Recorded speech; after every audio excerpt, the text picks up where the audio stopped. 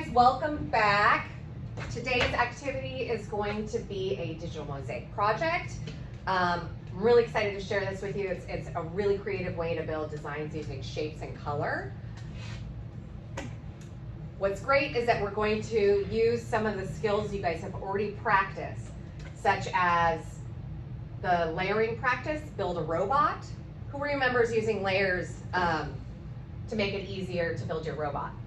Oh yeah. It helps me keep the pieces separate, like the arms and the legs. Okay, that's great. Anyone else? It helps because we can move the parts around without messing up the background. That's great, thank you. And you guys also did the color by number activity, if you remember that. What can you guys say about the fill tool? How did that help us in the activity? Yeah, fine. It let me color fast without going outside the lines. Yeah, that's great. Oh yeah, Ari. It made my coloring look super clean. Okay, those are all great things. And what's awesome is that you already have the experience using all of those tools in Clecky, and we're gonna build on those. So we're gonna build on those by creating a digital mosaic and breaking down the image into geometric shapes to create a digital mosaic. Okay, again, we're using skills that you guys already used. We're just going to build those creative muscles. So this is going to build us up to the collage and composition unit. The unit objective there is by the end of the unit, you'll be able to combine images, layers, and brush tools to create a complete design. So I'm really excited for us to get further into this unit. I think you guys will just continue to build your design muscles, which is really exciting. So let's get back to the project. Digital mosaic. So has anyone seen a table with a design, like a broken up tiles all put together? Yeah. So this is similar to that. You're going to create a digital mosaic by arranging different geometric shapes together to recreate the original subject. So here you can see a dog.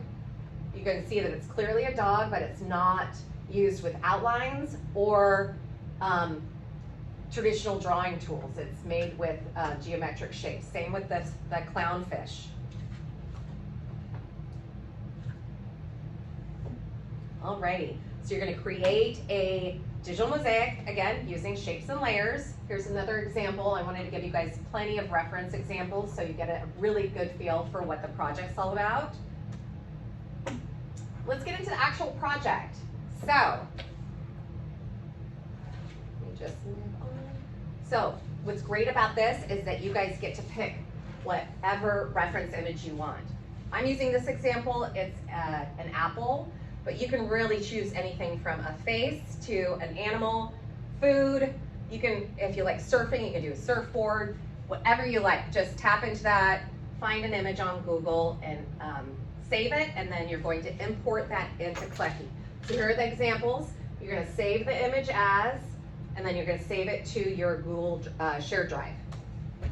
Okay, then you're going to open up Clecky. You're going to create a new image. Choose either landscape or portrait based on the orientation of your reference image. So here it's landscape, so I chose landscape. And those buttons are right here. You either choose landscape or portrait. And then you're going to import your image in.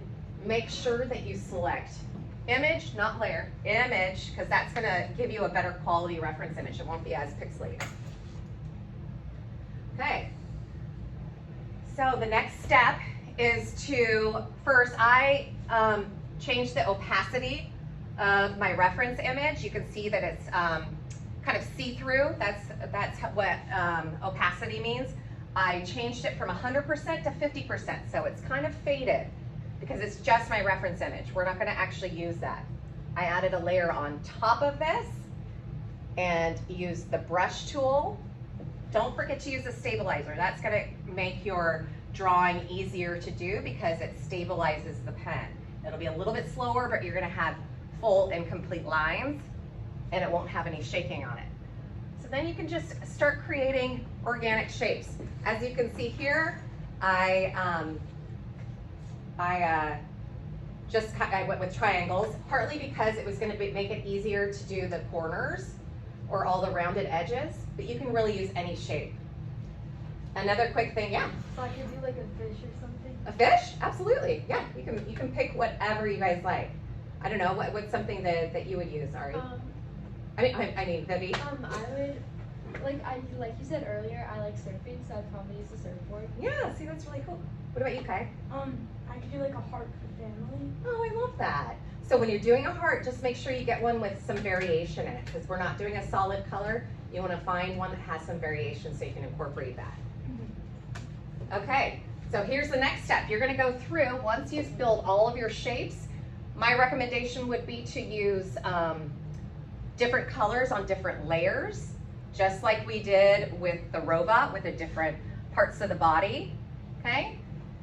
And the idea is, once you hide that reference image, you're left with a mosaic tile. Okay? What do you guys notice about how it's built? And what stands out to you? It's made a bunch of small shapes instead of like having a full tile. Yeah. Yep. Each shape has like a different color, like the puzzle. Yeah. The colors kind of blend together from far away. Yeah. So really, the idea is if you squint, you can see that it's very similar to the original reference image, but in reality, it's made up of a lot of different shapes. And there's also like no outlines on it, so even though the shapes, you can still see what it makes. Exactly. That's such a good point, Vivi.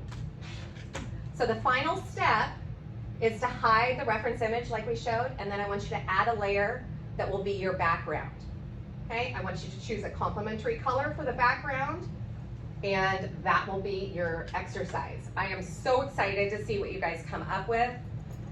Quick, make sure that you save it as a PNG in your Google shared drive or your Google Drive shared folder.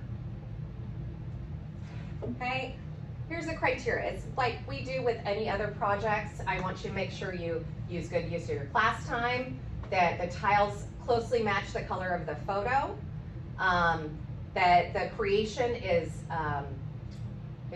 unique, and that the mosaic tiles tie together when they're all pieced together. I want spaces in between each tile, so they shouldn't be touching. If a little touching, that's fine, but there should be a consistent space among all of them. And then the background photo must be replaced with a solid color, just like you saw in the last image. I want you to use a minimum of 100 shapes. I know you guys can do it. Okay, now it's your turn to create a digital mosaic. Today, I want you to find a reference image. You're gonna open Clecky. You're gonna load your reference image, lower the opacity, and start adding color blocks on a new layer. Any questions? No? No. Okay, great. I'm excited for you guys to start.